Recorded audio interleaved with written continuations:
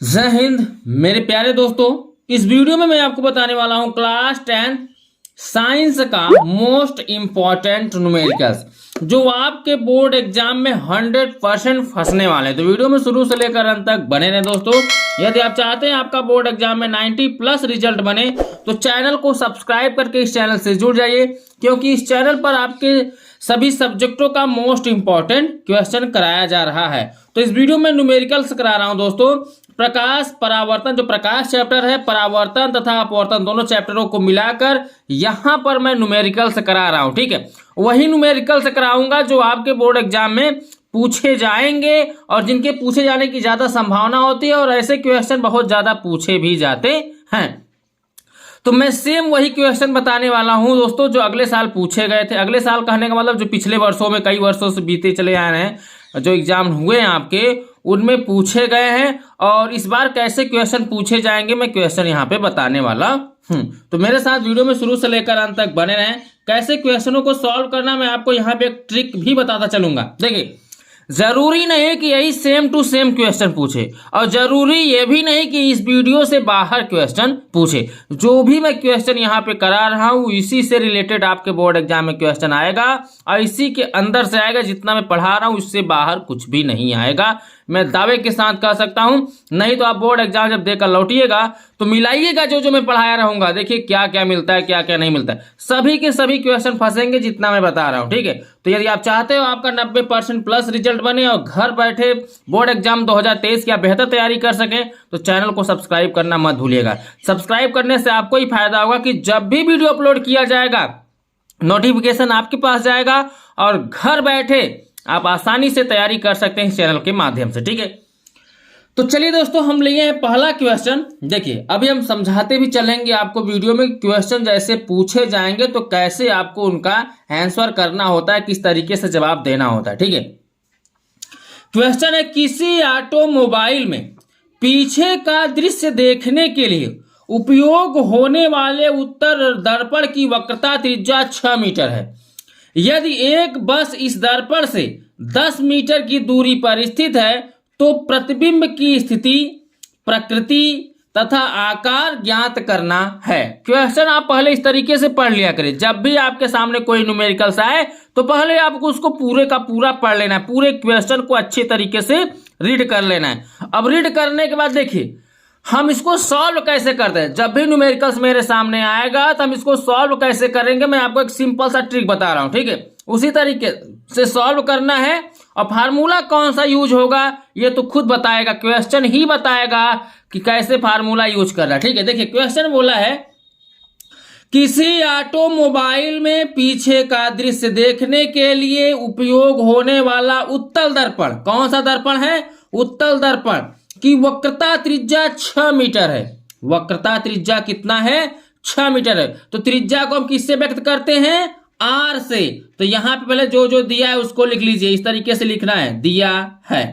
ठीक है, क्या दिया है, वक्रता त्रिज्या। वक्रता त्रिज्या अर्थात स्मॉल आर बराबर कितना दिया है दोस्तों, 6 मीटर। ठीक है, क्वेश्चन में जो बोला रहेगा पहले हम यहां पे उसको लिख लेंगे। फिर आगे बोला है, यदि एक बस इस दर्पण से 10 मीटर की दूरी पर स्थित है, बस यानी वस्तु का होगा तो वस्तु की दूरी क्या हो जाएगा, u। ठीक है, दर्पण से वस्तु की दूरी क्या हो जाएगी, u।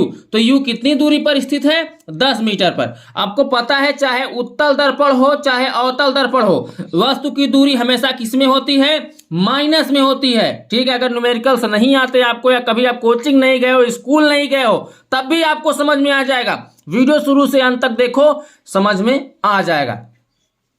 जब भी वस्तु की दूरी की बात की जाएगी तो वस्तु की दूरी चाहे अवतल दर्पण बोले, चाहे उत्तल दर्पण बोले, चाहे अवतल लेंस बोले, चाहे उत्तल लेंस बोले, हमेशा u की दूरी वस्तु की दूरी माइनस में होती है। तो u बराबर माइनस कितना हो जाएगा, 10 मीटर। मीटर में दिया है तो हम इसको क्या करेंगे, मीटर में ही लिखेंगे। अब आपसे पूछ रहा है कि 10 मीटर की दूरी पर स्थित है तो प्रतिबिंब की स्थिति, प्रतिबिंब अर्थात वस्तु की प्रतिबिंब v आपको क्या करना है, ज्ञात करना है और उसके बाद उसकी प्रकृति बताना है, फिर उसका आकार बताना है। तो जब हमारी वस्तु की प्रतिबिंब मिल जाएगी तो हम स्थिति, प्रकृति, आकृति सब जो भी है पूछा रहेगा बता लेंगे। तो अर्थात R बराबर दिया है, U बराबर दिया है, V बराबर आपसे पूछ रहा है। एक फार्मूला है, मैं आपको याद दिलाता हूं, 1/f बराबर 1/v प्लस 1/u होता है। ठीक है, क्या होता है, इन तीनों का फोकस दूरी, प्रतिबिंब की दूरी और वस्तु की दूरी, तीनों में संबंध होता है। जब क्या हो दोस्तों, दर्पण की बात करेगा, ध्यान दीजिएगा, जब सूत्र में आपसे दर्पण की बात की जाए, उत्तल दर्पण, अवतल दर्पण की बात की जाए, तो फार्मूले में यहां पे क्या होता है, प्लस होता है। अगर लेंस बोला रहेगा तो यहाँ फार्मूले में क्या हो जाएगा, माइनस हो जाता है। ठीक है, अभी मैं समझाऊंगा, पूरा ब्यौरा समझाऊंगा। अगर जो भी न्यूमेरिकल तैयार कराया जाए इस चैनल पर कर लेते हो तो मैं दावे के साथ कह रहा हूं, जो भी आपके बोर्ड एग्जाम में न्यूमेरिकल पूछा जाएगा आप वहां से धोखा नहीं खाओगे। याद रखना, न्यूमेरिकल्स आपके बोर्ड एग्जाम में 2 से 3 न्यूमेरिकल आएगा, याद रखना। तो 2 से 3 न्यूमेरिकल आने के लिए कम समय में अगर मैं आपको बेहतर तैयारी करा दूं तो इससे बढ़कर आपको क्या चाहिए, सिर्फ वीडियो को वॉच कर जाइए, न्यूमेरिकल ऑटोमेटिक आप समझ जाएंगे।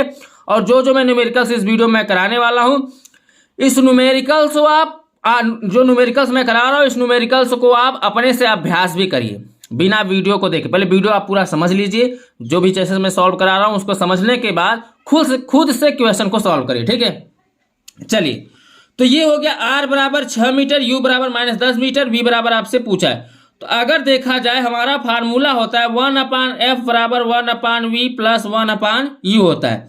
हमें V नहीं पता है, मान लीजिए इस फार्मूले से हम V निकाल लेंगे। हमें U पता है, U की जगह U का मान रख देंगे, V हमें निकालना ही है, लेकिन हमें F नहीं पता है। क्या नहीं पता है, F नहीं पता, अर्थात फोकस दूरी हमें नहीं पता है। अगर हमें फोकस दूरी पता है, जब इस फार्मूले पर आधारित कोई क्वेश्चन आता है तो आपको इतना याद रखना है कि 2 वैल्यू हमेशा हमें पता होना चाहिए। 2 वैल्यू, इन दोनों में से अगर कोई भी पता रहता तो हम तीसरे का वैल्यू आसानी से निकाल लेते, लेकिन हमें सिर्फ यहाँ पर एक की ही वैल्यू दिया गया है, U का। तो U की जगह पर हम वैल्यू मान लीजिए रख देंगे।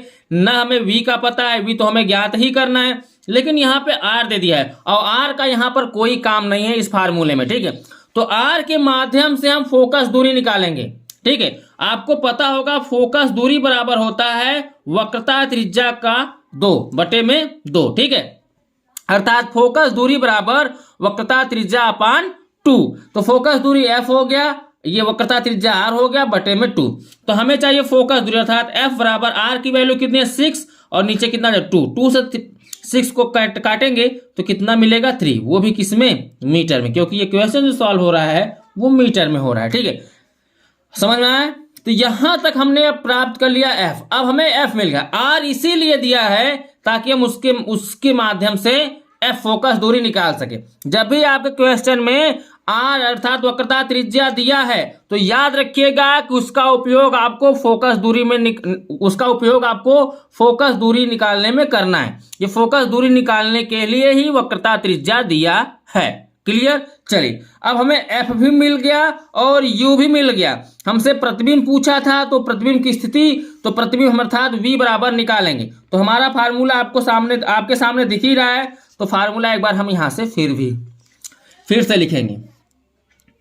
तो सूत्र क्या होगा, सूत्र है हमारा 1/f बराबर 1/v प्लस 1/u। अब हम वैल्यू रखेंगे। देखिए, हमें चाहिए 1/v, तो पहले आप वैल्यू को रखिए। 1/f है, f की वैल्यू आपको कितना प्राप्त हुआ है 3 मीटर। तो 1/f की जगह पर आप रखेंगे 3, उसके बाद इक्वल टू 1/v। तो v की वैल्यू हमें चाहिए, तो v निकाल नहीं पाएंगे यहाँ से, v की जगह कहते हैं रखेंगे। उसके बाद देखिए यहाँ पे प्लस है और u का वैल्यू रखेंगे यहाँ पे, कितना हो जाएगा माइनस। तो प्लस माइनस यहाँ पे लिखा जाएगा क्या, -1/u। u की वैल्यू कितनी हो जाएगी 10। देखिए यहाँ पे प्लस था, आप समझ रहे हैं ना, यहाँ पे प्लस था और जब u का वैल्यू रख रहे हैं तो -10 था। तो -10 होने का मतलब ये माइनस प्लस माइनस हो जाएगा। नहीं जो का तो रहने दो, नहीं तो अगर कंफ्यूजन हो रहा है आपको तो रहने दो।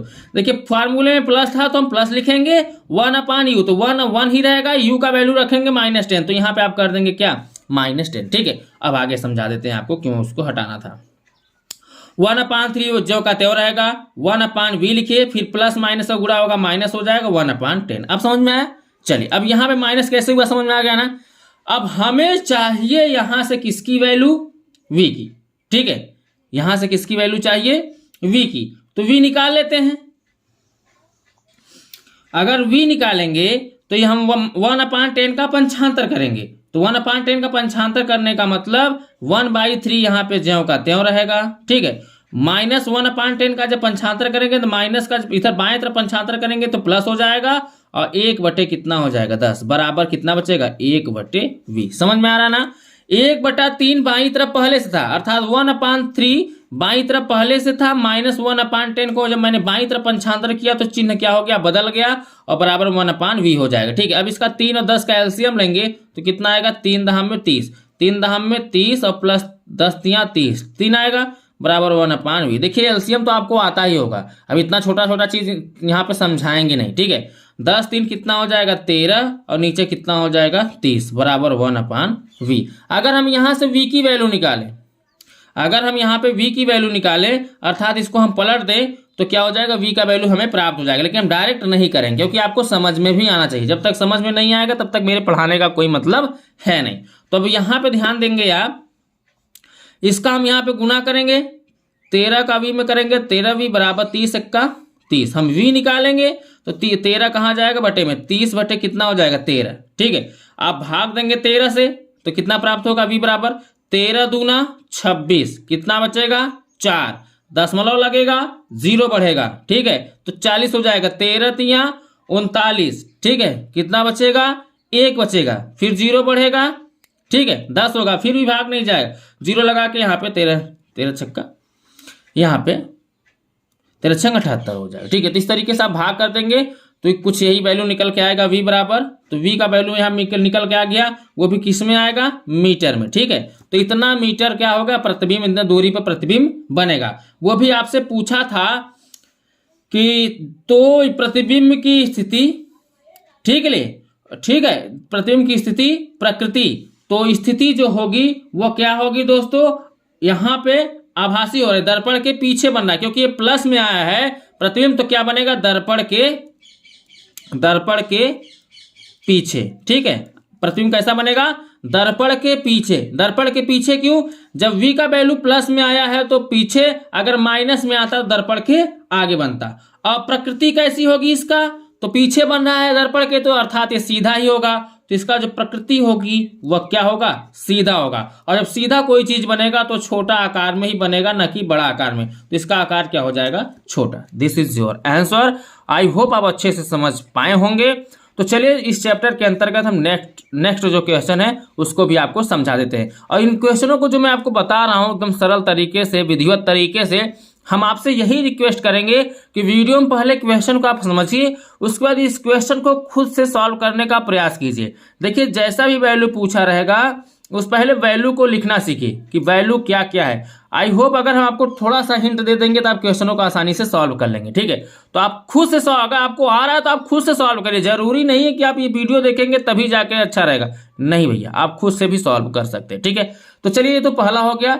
अभी हम आपको बताने वाले हैं इस चैप्टर के अंतर्गत जो मोस्ट इंपॉर्टेंट क्वेश्चन है दूसरा। देखिए प्रकाश परावर्तन तथा प्रकाश अपवर्तन, यानी प्रकाश जो चैप्टर है, प्रकाश का परावर्तन तथा प्रकाश का अपवर्तन, दोनों चैप्टरों को मिलाकर एक साथ में उनका न्यूमेरिकल्स करा रहा हूं, तो आप अच्छे से समझ जाएंगे। तो इसके अंतर्गत आने वाले जो क्वेश्चन होंगे, इस चैप्टर के अंतर्गत आने वाले जो भी न्यूमेरिकल्स होंगे आप आसानी से कर पाओगे। और न्यूमेरिकल्स में जो होते हैं दोस्तों प्योर नंबर मिलते हैं, आपका नंबर इधर से उधर कहीं बहकने वाला है नहीं। अगर न्यूमेरिकल्स सही है तो पूरा आपको क्या मिलेगा, नंबर मिल जाएगा, पूरा मार्क्स मिलेगा। अगर नहीं न्यूमेरिकल सही है तो नंबर काट लिया जाएगा, ठीक है। और नंबर काटने का मतलब आपको वहाँ पे अगर थोड़ा बहुत कहीं गलती की हो तो कुछ नंबर अगर रहम खा के एग्जामिनर दे देगा, नहीं तो पूरा नंबर काट देगा। क्लियर। चलो देख लेते हैं हम क्वेश्चन नंबर 2 को। अब देखिए दोस्तों क्वेश्चन नंबर 2 मैंने लिया है, y में प्रकाश की चाल 3 × 10⁸ मीटर प्रति सेकेंड है, उस माध्यम में प्रकाश की चाल ज्ञात कीजिए जिसका वायु के सापेक्ष अपवर्तनांक कितना है, 1.5 है। ऐसे क्वेश्चन हर साल आपके बोर्ड एग्जाम में पूछे जाते हैं, तो इस बार भी पूछे जा सकते हैं। और ध्यान दीजिए जरूरी नहीं है कि यही क्वेश्चन सेम टू सेम पूछा जाए, थोड़े पर बहुत वैल्यूओं को चेंज कर देता है। क्वेश्चन ऐसे ही पूछे जाएंगे, तो आपको यहाँ पे रूल को समझना है और क्वेश्चन कैसे सॉल्व करना है इसको भी समझना है। अगर आप समझ जाते हैं, इससे रिलेटेड जो भी क्वेश्चन पूछा जाएगा आपके बोर्ड एग्जाम में आसानी से आप कर पाओगे। देखिए क्वेश्चन जो है क्वेश्चन नंबर 2 वह विकल्पी प्रश्न के अंतर्गत ही पूछा जा सकता है और लघु उत्तरीय प्रश्न के अंतर्गत भी पूछा जा सकता है। तो पहले आप, जब भी मैंने आपको बताया न्यूमेरिकल्स आप सॉल्व करने बैठे, पूरे क्वेश्चन को आप अच्छे से पढ़ने का प्रयास करें। चलिए हम पढ़ते हैं। देखिए बोला है y में प्रकाश की चाल, तो प्रकाश की चाल कितना है, 3 × 10⁸ मीटर प्रति सेकेंड है। तो पहले जो जो दिया रहता है उसको लिख लिया करें। क्वेश्चन में अगर जो जो वैल्यू दिया है आप लिख लेंगे ना, तो सॉल्व करना काफी आसान हो जाता है। ये खुद हिंट करता है कि आपको कैसे सॉल्व करना है। तो y में प्रकाश की चाल, यहां पे आप लिखेंगे y में प्रकाश की चाल। तो y में जो प्रकाश की चाल है वो कितना है, 3 × 10⁸ मीटर प्रति सेकेंड। ये हो गया प्रकाश की चाल। उस माध्यम में प्रकाश की चाल ज्ञात कीजिए। उस माध्यम में मतलब y में, ठीक है, प्रकाश की चाल, उस माध्यम में प्रकाश की चाल ज्ञात करना है जिसकी y के सापेक्ष अपवर्तनांक कितना है, 1.5 है। तो अपवर्तनांक दिया है तो अपवर्तनांक भी आप क्या करेंगे, लिख लेंगे। अपवर्तनांक अर्थात n बराबर कितना हो जाएगा, 1.5। ये हो गया आपका अपवर्तनांक। अब हम क्वेश्चन को सॉल्व करेंगे। देखिए जब भी ऐसे क्वेश्चन आते हैं हमारा फार्मूला होता है अपवर्तनांक बराबर, क्या होता है, अपवर्तनांक बराबर ऊपर किसके सापेक्ष की बात की गई है, तो y में प्रकाश की चाल। तो ऊपर लिखिए y में प्रकाश की चाल, ठीक है। फिर क्या बोला है, उसके बाद बोला है उस माध्यम में प्रकाश की चाल ज्ञात कीजिए जिसका वायु के सापेक्ष अपवर्तनांक कितना है। तो अब माध्यम में प्रकाश की चाल ज्ञात करने के लिए बोला है उस माध्यम में, तो माध्यम में प्रकाश की चाल यही ज्ञात करनी, प्रकाश की चाल या उस माध्यम में प्रकाश की चाल यहां पर आप लिख दीजिए। हमें अपवर्तनांक दिया है, अपवर्तनांक कितना दिया है, 1.5 बराबर y में प्रकाश की चाल कितना दिया है, 3 × 10⁸ मीटर प्रति सेकेंड। ये हमारा क्या है, वायु में प्रकाश की चाल। और हमें माध्यम में प्रकाश की चाल ज्ञात करनी है। तो माध्यम में प्रकाश की चाल हमें ज्ञात करनी है, तो माध्यम प्रकाश की चाल अपने से हम क्या रख सकते हैं, यक्स रख सकते हैं, ठीक है। जरूरी नहीं आप लिखना चाहो तो ये पूरा वैल्यू भी लिख सकते हो, माध्यम प्रकाश की चाल यहाँ पे नीचे लिख सकते हो। तो हम माध्यम प्रकाश की चाल x ले लेते हैं अपने से, तो इसके बटे में अब हम क्या कर देंगे, 1 कर देंगे। तो यानी x यहाँ जाएगा तो 1.5 यहाँ पर आ जाएगा। तो x बराबर कितना हो जाएगा, 3 × 10⁸ मीटर प्रति सेकेंड अपान 1 पॉइंट कितना हो जाएगा, 5 हो जाएगा। अब आप काम करिए क्या, x बराबर हमें निकालना है अर्थात माध्यम में प्रकाश की चाल निकालना है। तो दशमलव यहाँ से नीचे से कैंसिल करेंगे, दशमलव के बाद 1 अंक है तो 1 0 ऊपर क्या हो जाएगा, बढ़ जाएगा। अर्थात 3 के बाद क्या लग जाएगा, 0 लग जाएगा और इंटू 10⁸ हो जाएगा और नीचे कितना हो जाएगा, 1 पॉइंट तो खत्म हो गया, तो बचा कितना, 30 × 10⁸, ठीक है। अब 15 से 30 को काटेंगे तो x बराबर कितना प्राप्त हो जाएगा हमें, 15 दूना 30 तथा 2 × 10⁸ क्या, मीटर प्रति सेकेंड। इतना हमें क्या हो जाए, मिल जाएगा माध्यम में प्रकाश की चाल, क्योंकि x हमने क्या माना है, माध्यम में प्रकाश की चाल। तो यही आपका क्या हो जाएगा दोस्तों, आंसर हो जाएगा 2 × 10⁸ मीटर प्रति सेकेंड। आप चाहो तो 2.0 भी कर सकते हो, क्योंकि दशमलव के बाद 0 की वैल्यू नहीं होती। तो फिलहाल हमें नौटंकी करने से क्या अच्छा, हम यहीं पे सीधा आंसर कर देंगे। तो आई होप आप समझ गए होंगे कि अगर आपके सामने ऐसा क्वेश्चन आएगा तो आपको किस तरीके से सॉल्व करना है, ठीक है। चलो बढ़ते हैं हम नेक्स्ट क्वेश्चन की तरफ, क्वेश्चन नंबर 3। देखिए क्वेश्चन नंबर 3 को मैंने यहाँ पे लिया है। ऐसे क्वेश्चन भी बहुत बार पूछे जाते हैं और ये बहुत सिंपल से क्वेश्चन हैं। थोड़ी सी गलती करते हैं तो क्या करते हैं, पूरा हमारा क्वेश्चन गलत हो जाता है। तो जो गलतियां आप करते हैं वही हम आपका सुधारने आए हैं कि गलती आपको कैसे सुधारनी है। अगर आप बने रहेंगे मेरे साथ तो आप समझ जाएंगे और गलती भी अपना सुधार लेंगे। पहले आप क्वेश्चन को पढ़िए। ये क्वेश्चन बहुत बार पूछा गया है, इस बार भी पूछा जा सकता है, इसलिए मैं यहाँ पे करा दे रहा हूँ। और इसी टाइप से क्वेश्चन भी पूछे जाते हैं आपके बोर्ड एग्जामों में। तो देखिए बोला है संलग्न चित्र के अनुसार प्रकाश की किरण वायु से किसी माध्यम में प्रवेश करती है। वायु के सापेक्ष माध्यम का अपवर्तनांक ज्ञात कीजिए। वायु के सापेक्ष माध्यम का अपवर्तनांक आपको क्या करना है, ज्ञात करना है। तो पहले आप ध्यान दीजिए, वाई अपवर्तनांक जब भी ज्ञात करते हैं, फार्मूला होता है अपवर्तनांक n बराबर साइन आई अपान साइन क्या होता है, आर होता है। ये आपने पढ़ा होगा, स्नेल का नियम, फार्मूला ये आपको याद होगा। अगर नहीं याद है तो चलिए मैं आपका यहाँ पे क्लियर करता हूँ।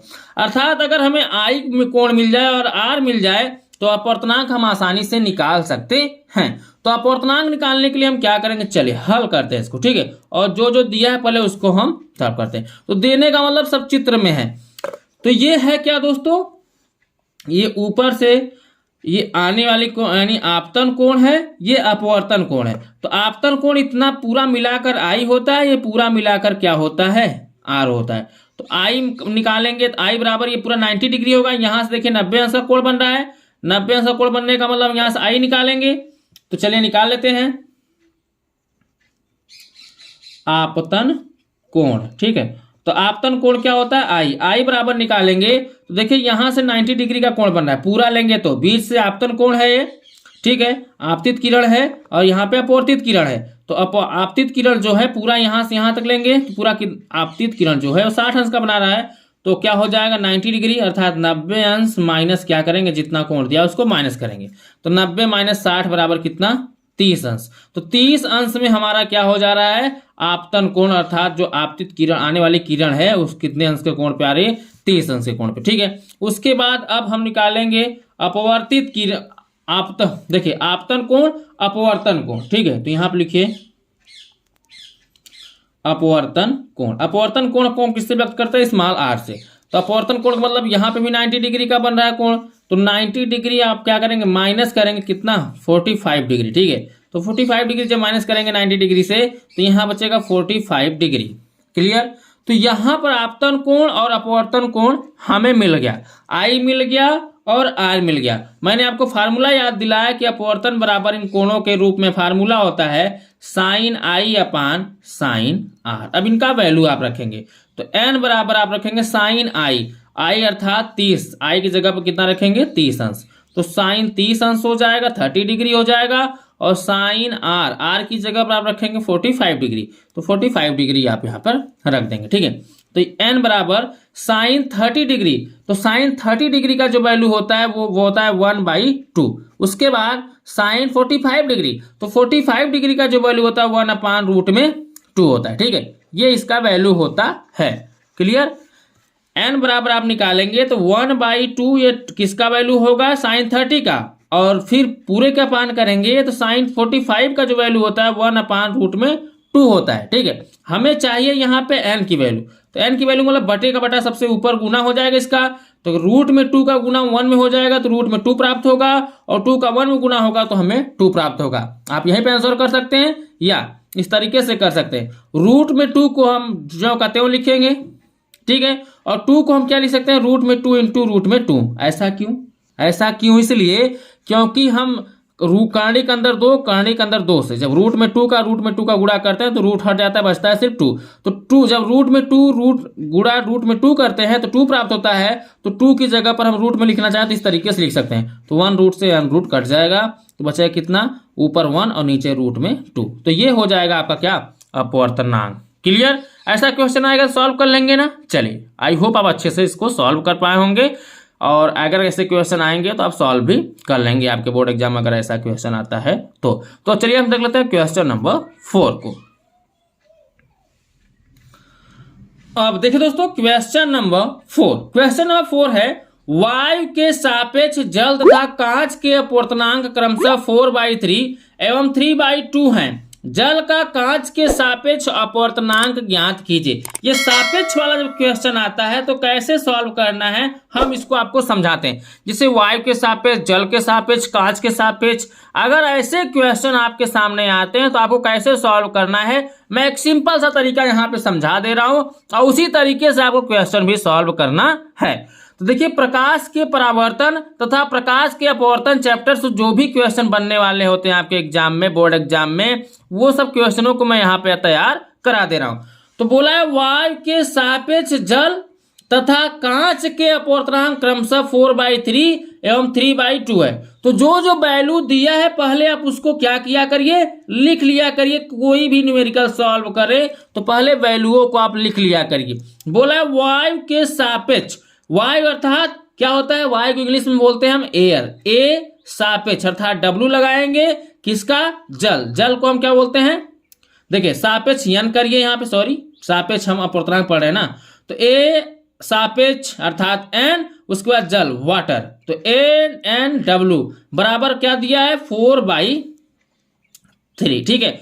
उसके बाद बोला है वायु के सापेक्ष जल तथा कांच, तो वायु के सापेक्ष हमने जल निकाल लिया, अब वायु अर्थात ए एन कांच, कांच को हम बोलते हैं ग्लास, तो ए एन जी सापेक्ष वाला क्वेश्चन ऐसे ही सॉल्व किया जाएगा, ठीक है। क्या कितना दिया है वैल्यू उसका 3/2। अब आपसे पूछ रहा है जल का कांच के सापेक्ष, तो जल अर्थात वाटर सापेक्ष किसके, कांच के, तो इसका अपवर्तनांक हमें क्या करना होगा, ज्ञात करना होगा। तो ऐसा क्वेश्चन आपको इसी तरीके से सॉल्व करना है। देखिए वायु एयर, एयर ए हो जाएगा सापेक्ष किसका, जल वाटर, तो यहाँ पे वायु के सापेक्ष जल का अपवर्तनांक 4/3, फिर उसके बाद वायु यानी एयर, वायु के सापेक्ष कांच का अपवर्तनांक 3/2, तो यहाँ पे हो जाएगा जल के सापेक्ष कांच का अपवर्तनांक ज्ञात करना है। ये हो गया। अब हम फार्मूला लगाएंगे, हमें यही पूछा जल का कांच के सापेक्ष अपवर्तनांक, तो यहाँ पे लिखेंगे, ध्यान दीजिए, जल का कांच के सापेक्ष अपवर्तनांक, तो कांच के सापेक्ष वायु के सापेक्ष जल का अपवर्तनांक हो गया यहाँ पर, और जल का कांच के सापेक्ष, सॉरी यहाँ उल्टा हो गया, कांच के सापेक्ष अपवर्तनांक, तो जी एन तब डब्ल्यू होगा, क्योंकि उल्टा बोला यहाँ पे, ठीक है, बोला यहाँ पे जल का कांच के सापेक्ष अपवर्तनांक, तो सापेक्ष जो होता है वो बाद में लिखा जाता है, ठीक है। चलिए अब हम यहाँ पे वैल्यू निकालेंगे, तो जी एन डब्ल्यू बराबर होगा क्या, ए एन डब्ल्यू अर्थात वायु के सापेक्ष जल का अपवर्तनांक बटे वायु के सापेक्ष कांच का अपवर्तनांक, ठीक है। अब वैल्यू निकालेंगे तो यहाँ पे जी एन डब्ल्यू अर्थात ये क्या हो जाएगा, कांच के सापेक्ष जल का अपवर्तनांक बराबर वायु के सापेक्ष जल का अपवर्तनांक, तो वायु के सापेक्ष जल का अपवर्तनांक 4/3 है। अब पूरे का पान करेंगे, वायु के सापेक्ष कांच का अपवर्तनांक कितना है 3/2 है। आपको पता है कि बटे का बटा सबसे ऊपर गुणा होता है, फिर मध्य का मध्य में गुणा हो जाता है, तो यहाँ पे निकलेगा कांच के सापेक्ष जल का अपवर्तनांक क्या हो जाएगा, ये हो जाएगा इसका यहाँ पे गुना, 2 का 4 में होगा, 4 दूनी 8 हो जाएगा, और 3 का 3 में होगा, 3 त्रिका 9 हो जाएगा, तो ये हमारा जो प्राप्त होगा ये हमारा हो जाएगा आंसर। क्लियर, समझ में आ गया क्वेश्चन नंबर 4 कैसे सॉल्व होगा। चलिए नेक्स्ट क्वेश्चन की तरफ बढ़ते हैं दोस्तों, क्वेश्चन नंबर 5, ठीक है। हम ज़्यादा वक्त नहीं ले रहे हैं आपका, फटाफट क्वेश्चनों को सॉल्व करा रहे हैं। आई होप आप समझ रहे हैं मैं क्वेश्चन कैसे सॉल्व करा रहा हूं, और एकदम सिंपल से तरीके में समझा रहा हूं। अगर ऐसा क्वेश्चन आपके बोर्ड एग्जाम में आता है तो कैसे सॉल्व करने हैं। देखिए जो भी क्वेश्चन पूछे जाते हैं इन्हीं तरीकों पर पूछे जाते हैं, उन सभी तरीकों को मैं यहाँ पे समझा दे रहा हूँ। जितने भी टाइप से क्वेश्चन आपके बोर्ड एग्जाम में पूछे जाएंगे उन सभी तरीकों में आपको मैं समझा दे रहा हूँ। बाकी आपको मर्जी, आप सॉल्व करो या ना करो, आप वीडियो को देखो या ना देखो, ये आपके ऊपर डिपेंड करता है। मेरा जितना कर्तव्य है मैं उतना आपका करता चल रहा हूँ, ताकि बाद में मुझे आप ब्लेम ना लगा सको, ठीक है। देखिए क्वेश्चन नंबर 5 है, और ये बहुत ही इंपॉर्टेंट क्वेश्चन है। ऐसे क्वेश्चन घुमा फिरा के हमसे पूछता है, और बहुत बच्चे कंफ्यूजन पड़ जाते हैं, कोई वैल्यू दिया ही नहीं तो सॉल्व कैसे करेंगे। देखिए बोला है कोई अवतल दर्पण अपने सामने 10 सेंटीमीटर दूरी पर रखे किसी बिंब का 3 गुना बड़ा वास्तविक प्रतिबिंब बनाता है। प्रतिबिंब दर्पण से कितनी दूरी पर है। तो बोला कोई अवतल दर्पण अपने सामने 10 सेंटीमीटर दूरी पर रखे किसी बिंब का, तो जो ये 10 सेंटीमीटर दूर रखने की बात की जाती है तो वहां पे वस्तु रखी जाती है। और दर्पण कौन सा है, अवतल दर्पण, तो अर्थात यहाँ पे u बराबर कितना हो जाएगा -10 सेंटीमीटर। जो दिया है उसको आप पहले लिख लिया करें, ठीक है। उसके बाद बोला किसी बिंब का 3 गुना बड़ा वास्तविक प्रतिबिंब बनता है, तो यानी यहाँ पे जो आवर्धन है वो कितना हो जाएगा 3 गुना बड़ा। उसका जो आवर्धन दे रहा है हमें यहाँ पे 3 गुना बड़ा बन रहा है, लेकिन आवर्धन अवतल दर्पण है तो ये भी किस में प्राप्त होगा, माइनस में। तो m बराबर -3 हो जाएगा। ये आप समझ रहे हैं ना, 3 गुना बड़ा वास्तविक प्रतिबिंब बनता है, इसका मतलब आप समझ रहे हैं जो है वस्तु इसका 3 गुना प्रतिबिंब बना, अर्थात आप समझें तो v बराबर आपका 10 या 30 अर्थात -30 आपका यहाँ से प्राप्त हो रहा है, ठीक है। यहाँ पे आप प्रतिबिंब हम यहाँ डायरेक्ट न लिखाकर हम आपको सॉल्व कराते हैं। देखिए u बराबर -10 सेंटीमीटर दिया है, फिर बोल रहा है 10 सेंटीमीटर दूरी रखे किसी बिंब का 3 गुना बड़ा वास्तविक प्रतिबिंब बनता है। तो 3 गुना वास्तविक बड़ा प्रतिबिंब, तो प्रतिबिंब क्या होता है V, कितना है वस्तु 10 सेंटीमीटर, वो भी माइनस में, तो -10 गुणते कितना करेंगे 3, तो 10 तिया 30, तो V बराबर माइनस कितना मिल जाएगा हमें 30। तो यहाँ पे मैंने V बराबर -30 निकाल लिया। ठीक है, वास्तविक प्रतिबिंब प्रतिबिंब दर्पण से कितनी दूरी पर है, कितनी दूरी पर है। तो यहाँ पर ध्यान दीजिए, जो प्रतिबिंब हमें प्राप्त हुआ V बराबर, ये हम अगर यहाँ से M बराबर निकालेंगे, ठीक है, तो यहाँ पे 10 तिहाई 30, या माइनस यहाँ नहीं रहेगा क्योंकि हम निकालेंगे आवर्धन। तो आवर्धन M बराबर क्या होता है माइनस, यहाँ पे हो जाएगा V/U, यही होता है। ठीक है, तो यहाँ पे हमें M बराबर प्राप्त हो जाएगा इसके माध्यम से, V/U होता है, सॉरी यहाँ माइनस लगा दिया गलती से।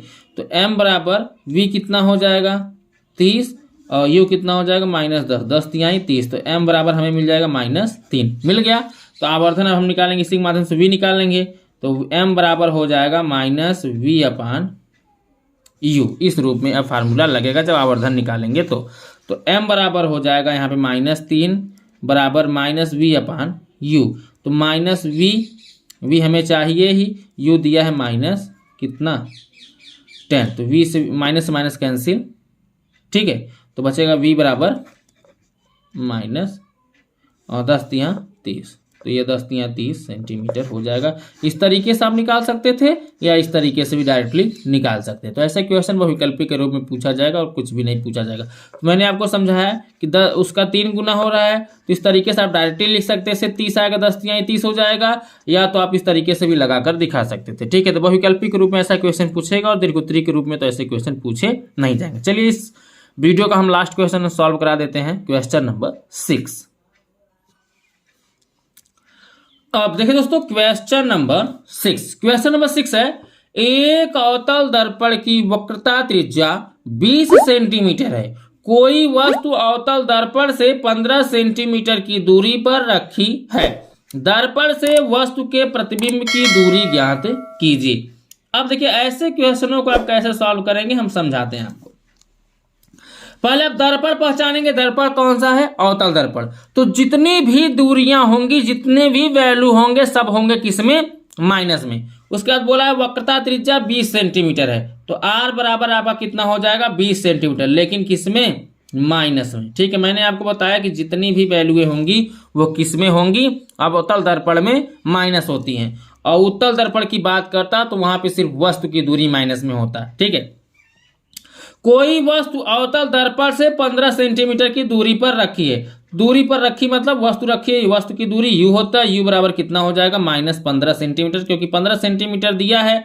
अब माइनस इसलिए लगे क्योंकि अवतल दर्पण है, अवतल दर्पण हो चाहे उत्तल दर्पण हो, वस्तु की दूरी हमेशा माइनस में ही रहती है। ठीक है, अब आपसे पूछ रहा है दर्पण से वस्तु के प्रतिबिंब की दूरी ज्ञात कीजिए, प्रतिबिंब अर्थात V आपको क्या करना है ज्ञात करना है। अब कैसे ज्ञात किया जाएगा चलिए हम आपको समझाते हैं। देखिए मैंने इसके पहले क्वेश्चन कराया कि अगर R दिया है तो आपको इसके माध्यम से फोकस दूरी निकालनी होगी, तो आपको पता है फोकस दूरी बराबर होता है वक्रता त्रिज्या बाई 2, तो F बराबर जब निकालेंगे तो R का वैल्यू -20/2, 2 से कैंसिल करेंगे 2 धाम में 20, अर्थात माइनस कितना आ जाएगा 10 सेंटीमीटर। ये हमें प्राप्त हो गया F का वैल्यू। अब F मिल गया, U मिल गया, तो इसके माध्यम से हम क्या करेंगे V निकाल लेंगे। तो फार्मूला होता है हमारा 1/F बराबर 1/V प्लस 1/U होता है। ठीक है, जब भी दर्पण की बात करेगा तो फार्मूला प्लस में लगेगा, और लेंस की बात करेगा तो फार्मूला हमारा किस में हो जाता है माइनस में।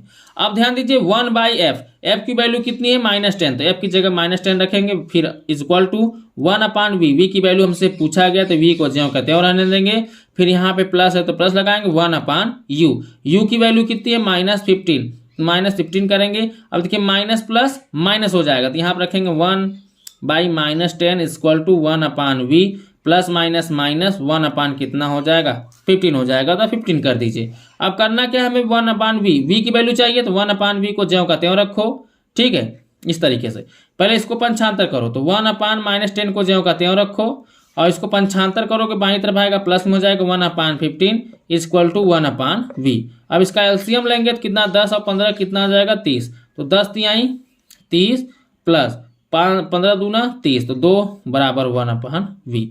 तो अब देखिए 3 में से 2 घटाएंगे -1 बटे कितना आएगा 30 बराबर 1/v। इसका गुणा करेंगे तो यहाँ देखिए यहाँ पे -v बराबर 30 का 30, हम v बराबर निकालेंगे तो कितना प्राप्त होगा -30। ये क्या सेंटीमीटर, क्योंकि जो क्वेश्चन है सेंटीमीटर में दिया गया तो आंसर भी हमारा सेंटीमीटर में आ जाएगा। ठीक है, तो दोस्तों इस वीडियो में बस इतना ही। जो भी मोस्ट इंपॉर्टेंट न्यूमेरिकल थे मैंने आपको बता दिए, अच्छे से समझा दिए।